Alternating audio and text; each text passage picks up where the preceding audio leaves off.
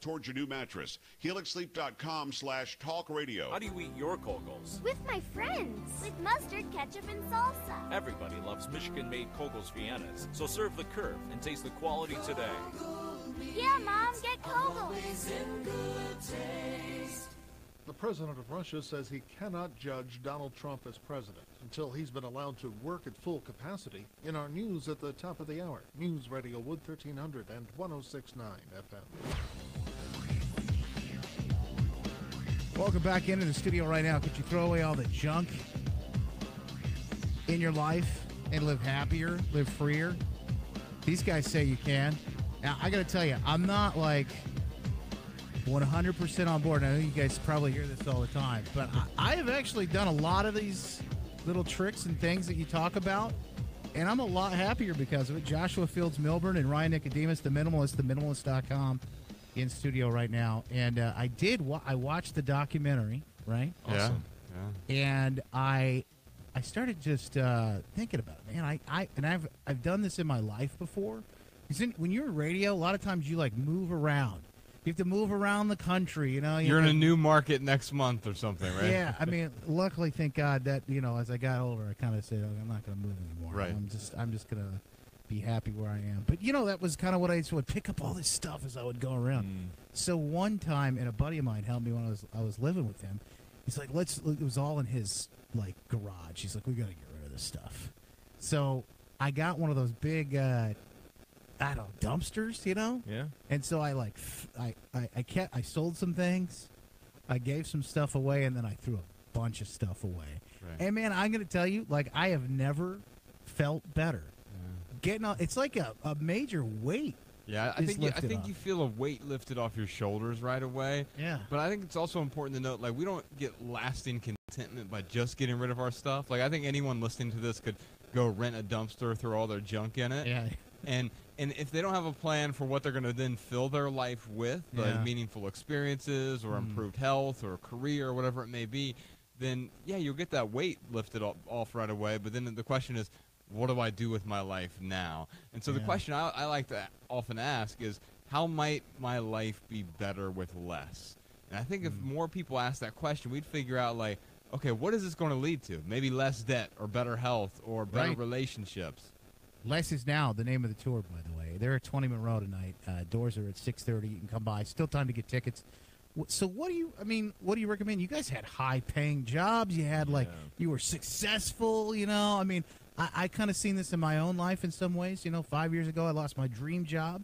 It had kind of turned into a nightmare, and it became this big gift for me, you know, just like this thing that kind of let me step back and go, okay, is what I'm doing right now, is this really working for me?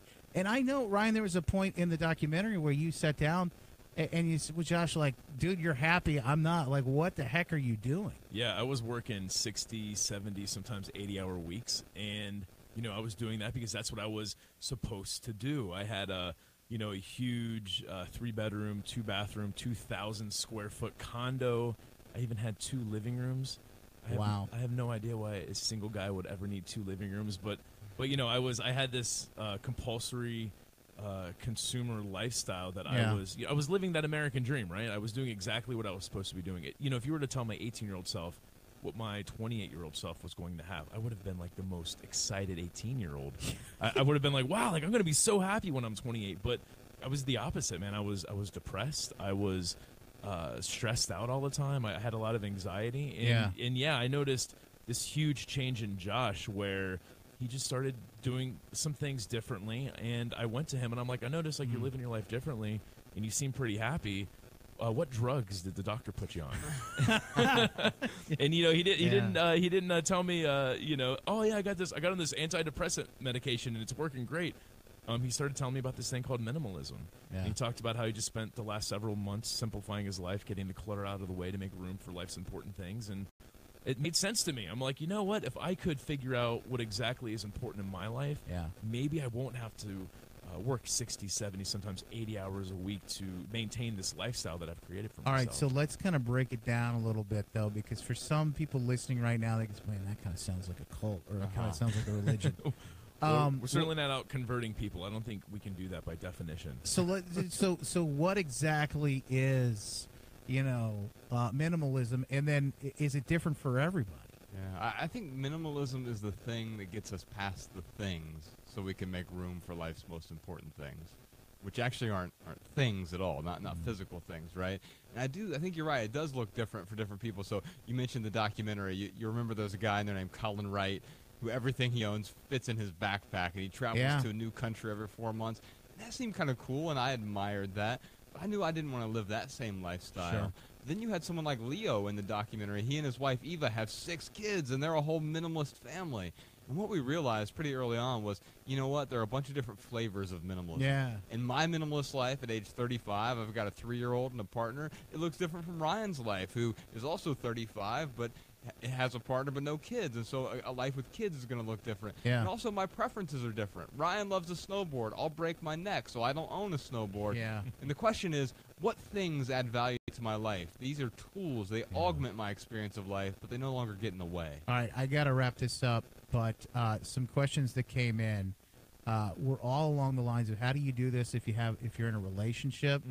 I want to answer some of these questions. If you guys hang on, we can record some of this stuff like off the air. We'll record it here with Facebook and in a podcast real quick segment that we can throw up on the line. Cool. But I want to give people a chance to make sure that they know that you're here in town and they can come see you tonight. If you want to find out more about this, 20 Monroe Live. The show's tonight, 6:30. The doors open. Showtime at 7:30. All ages welcome. What's the show? What are they going to see? What are they going to hear? We're going to give an in-depth talk about minimalism. We'll talk about our journeys from these suit and tie corporate guys to becoming minimalists. We'll also record a live version of our popular podcast. It's called the Minimalists Podcast, and we'll dish out a bunch of free hugs afterward. They are huggers, which is interesting. You see it on the documentary, but then like when they come here in real life, you're like, they're gonna. Oh, they hug me. Yeah, I got to hug. Which I like to hug too. So that's not a bad deal, guys. Thank you so much for being here with us again today, the Minimalists. And of course, if you want to the information about the show, we'll put it online too. Joshua Fileds Milburn and Ryan Nicodemus, theminimalists.com. Quick break. Glenn Beck program's coming up at 10:06. John Bryce got headlines right after this. Another shot to win $1,000 so you can buy less. It's coming up at 10:04. Hang on, it's Wood Radio. From the Regal Financial Studios, WOOT Grand Rapids, WOOT FM Muskegon. The news is next on Wood Radio. On the coast of the Mediterranean Sea sits the town of Netanya, known as the City of Diamonds. Diamond cutting is a way of life here, an art passed on for generations. And in Netanya lives Moses Hadara, a legendary master cutter. Moses has been cutting diamonds for 43 years, and he always sensed that no matter how beautiful